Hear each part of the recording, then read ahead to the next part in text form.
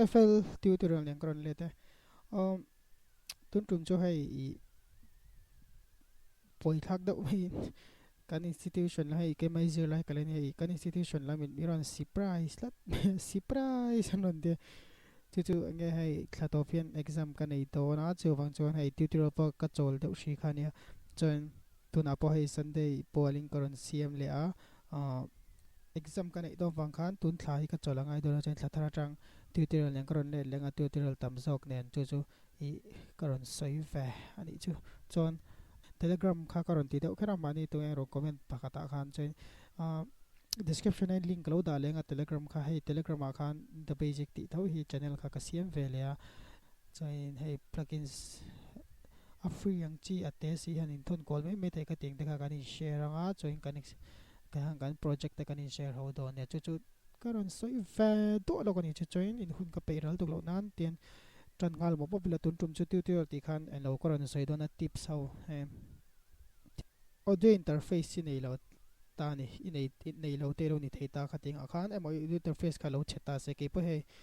ka audio interface lockdown tir khana chepal lo mai karen so da vela khana tun thleng athar kala lei thei lo chu enge ei audio interface te lo po khan hei tu nei te microphone ni ka mang ta microphone te guitar te ka keyboard te pon ning chu me luin a per luin hei tian a tong lu reng thei ta chu ati dang kha kan sei ve lo ka ama sapera chuan hei thala khen kan mu chewanga um khi chu converter hei ka computer nung an ta chonin in computer nung khan ve ma ula ti vi nei pathum om thin ta chu alai hi chu kan singa kan vit thawanga walai ka chu kan speaker om na khan ta ni choin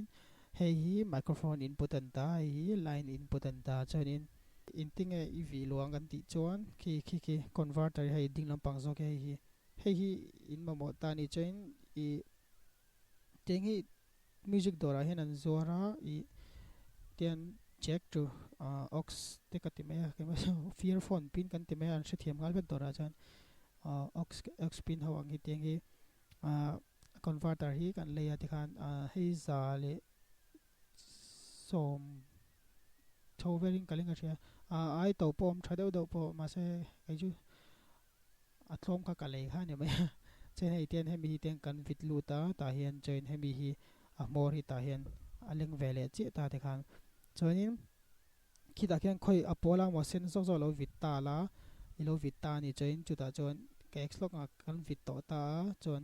khi ka right click anga chen hei kan speaker lem hi ka right click anga recording device a heng ka left click lenga ki tuna khian ki ka microphone ki a muta ni ve I asena khang ka vit ta chen hei tuna ka man me khin ta ka record nai kan double click chuan kimi option khern lang ta chen tuna hian ka on shiat thei chan chu hei listen ti hin monga hei listen ni hei ka on wanga ni chen ka off chin lo nga chen ka tong pa renga ti khan ka tong pa renga ni tuna khan ma se listen ka dalo chon ka screen recorder ni record thei lo ta chu wang chon asen hi chu screen record nang ka mang tin an chu chen listen ki on khera ngai lo ta ma se I thil vi kha akal nge kal lo shet nang khan kimi ki I mang thawanga chen listen khen da khera ngai lo guitar vel te mo khateng vel iti don chon istianga screen record te iti don te ni lo chon I tong te shedu ten lo kha chon ti khan step 1 kan zo chen FL ending e kan lak luang kan tile ta ni akal ti kan sheto ta FL hi teng kan lu tanga chen pai mo ber chu I sound driver an ta ni chu I audio interface mang ani chon audio interface mang chin chon in thiam vek to hi chu pai mo lo audio interface nei lo pala khan chu ti dang kaun ta option a hen kan lu tanga audio settings in mong hai ani lo pon I all sam deuh chu hei heta option a midi tanga tlai tiang thla song song hi F10 kan metang chen khi khami option to par lu ta chen tu nen medium ta audio ka left click anga chen sound driver chu hei hemi device ti me hei tuna khian FL Studio Audio ka mang ta ka man thin jok chu tia ti Azure for all hi ni hei mangula ka dua I to interface mang autan chon tuna hen FL Studio Audio ka man hri chan chu I enge screen recorder man hian I SEO ka da hi chon engma record theilawa kha wangkan ain mil lawa driver kha chuwang chon FL SEO ka mang thita tunin FL Studio SEO ka dangan ang ni chon I hetain da zero project in khoi in latency om lo ta ni claim ta ni latency kan ti chon enge arit lai ang kha tekena midi keyboard te lo mangta I sound driver manager khan arit lai le tlai lo kha anas atamina claim theita choin ki ten SEO in lo da to ta ke chu FL SEO ka danga choin ke eksang chonim mixara hai hemiau hin bunga idu na bera henele ila lu thei to ta ni chu chu lag lu dan chu SEO ai da mo FL SEO da chong ki mixer ki tinan insert ta tu na katlika hai tlai non hin bunga hai hemi hi I loxino F10 audio khan ki primary sound driver ka da chuan khi buai mai engma click clack thailo chuwang chon SEO amo FL SEO kharin da ngai ki tarim perlo don chon che FL SEO ka da le shinga o chuan khi tikhen ta choin khi non khi kan click chon insert ta hai insert ta non hi ka click ta choin khi input 1 2 lom to ta ni chain tunen asen zo ka man wang khan wana hen ka click anga chain ko hi phirang o o khi achan chu FL ka olu to ta chain hetain kan off lo kanga khongai hemi hi listen ni ka off lo kanga tikhen khi FL khen ko khari to ta mixer a khen chonin I record dan kham le ta chu chu I playlist tiang ka click anga tekhinan ta hian thil pakhat pok chu track te o te lo khoi don ta kha ta khan enge I hla kha adject lu top top theo khatinga khan di dra hla kha dra hla kha inject lu top top don ne tian tekhinan khonge hei track khalon ta se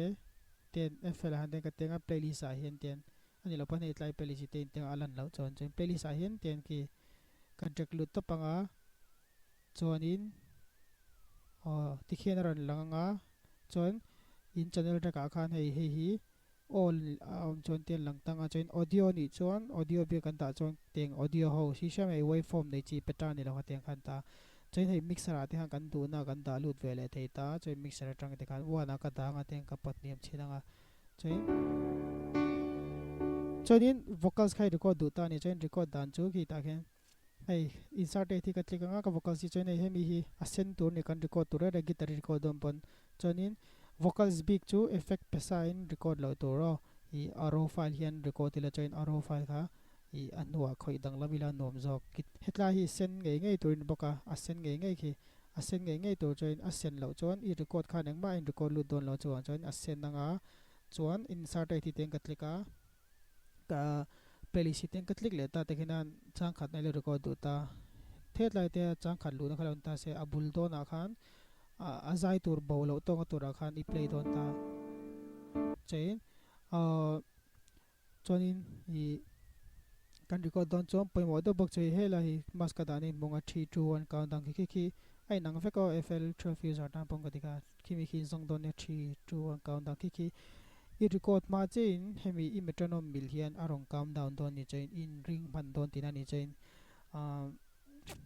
a record dan chu shortcut button kha r ania ma se tuna thi chon hei hemi hi kan mangang a sen hin bongai hemi ka click anga chain ki khilo lang ta ni chonin ta hian ke chu ka ti thin dan chu hei do not ask this time feature hei ka click a chain hei apani na hi audio into the playlist as an audio clip hei hi ka click ang chain do not ask click ngai bokela chain kha achan kan senga chain ka click anga khi ein record ta ni ein record tran che tikhian countdown zo khan wa chain khi playlist ki enula ka o ki bonga ein record charger khi FL 20 china chawo ma FL 12 ba kha chana lang ngal thelo ta chain ka trong mi lo nga ein record tran che tikhian countdown zo khan wa khi playlist ki enula ka o ki bonga ein record tikhian kha voice to kan record lu to ta ni chain hei hete yom ta dule kan rename thei ta tikhan dole chang khat na the kan thi thei ta chang khat te tikhan chain an arong te kan thak thei ta tikhan khi tikhian khi kan nei to ta chain mixer a te kan la lu tanga tikhan mixer atang effects kan pattern chawang tikhan khi ke kan khoi dang lam chawang chin thil pakhat thabok chu tekin an heta tang hen ten replay ta aron zai tran tu na ha tian ni chin mi do not active again kha kan